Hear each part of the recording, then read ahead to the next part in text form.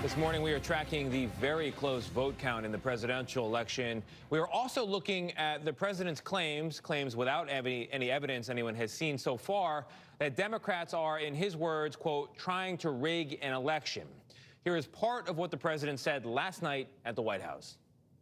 We think we will win the election very easily. We think there's going to be a lot of litigation because we have so much evidence, so much proof, and it's going to end up perhaps at the highest court in the land.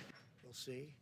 Again, no one has seen that evidence. No one has seen that proof. Joining us now is CBS News contributor David Becker. He is an election law expert and the founder of the Center for Election Innovation and Research, and perhaps one of the only election experts in America not currently working for one of the two campaigns. David, very glad to have you with us this morning. I want to go into some of the state-by-state claims from the White House, but I want to begin big picture. The president says if every, quote, legal vote is counted, he'd win. We just also heard Mitch McConnell say that legal votes should be counted. What is the legal definition of a, quote, legal vote?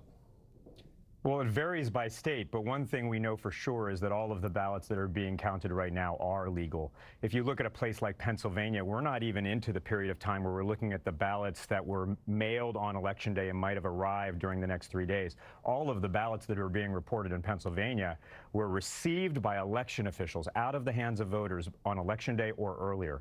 So that's what we're seeing out of Pennsylvania. Every legal vote is being counted, and we're seeing that regardless of whether it's in Pennsylvania, where there's a Democratic Secretary of State, or in Georgia or Nevada, where there are very good Republican Secretaries of State. This is a bipartisan success story about election administration.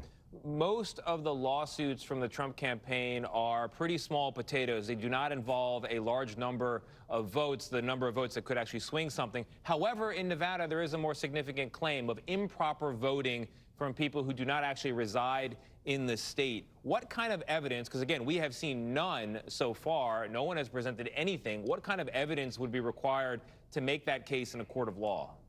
Well, first of all, we have seen no evidence of this, and something that's very important to remember is they're basing this based on some analysis they claim of the voter files, of the voter lists. Those voter lists are public. They have been public forever in Nevada. They could have had these months ago. They could have done this analysis months ago. They could have tried to get voters invalidated at any time during this year or last year or any of the previous 4 years, and they did not do that. The only reason they're bringing it now is because they're losing in Nevada. There still remains no evidence of any improprieties in Nevada. And again, I want to stress this, a very good Republican Secretary of State, Barbara Sagaski, who is running elections in Nevada.